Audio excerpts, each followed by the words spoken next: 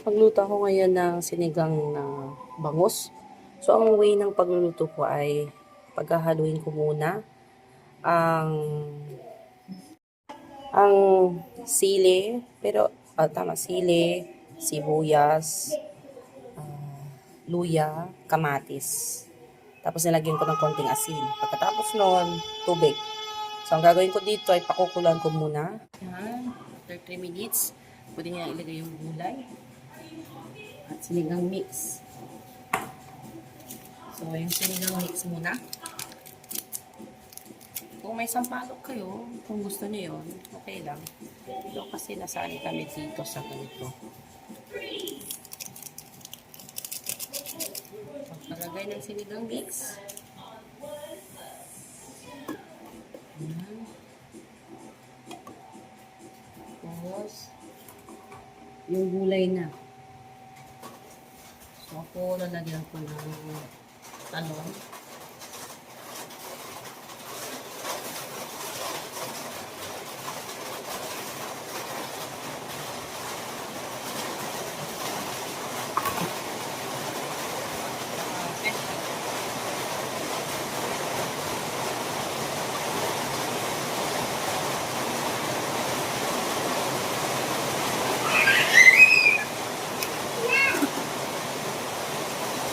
Kulan lang ulit yan. Tapos, talagyan natin ang sinigang.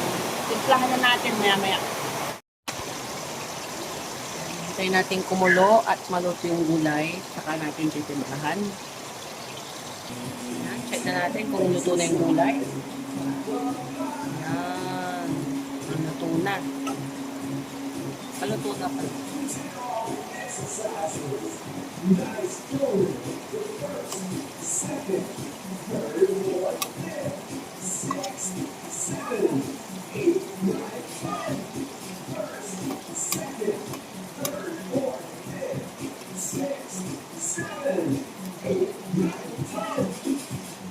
Mga ano pa. 1 minute. Yan.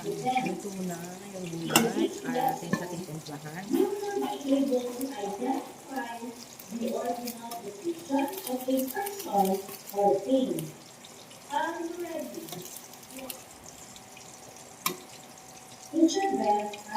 Personally, ginagay ko magic sa minsan bitchin.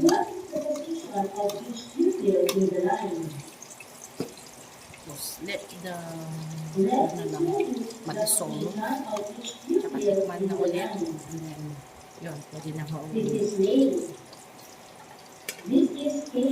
Yan, tikman nyo lang po kung okay na sa panlasa nyo.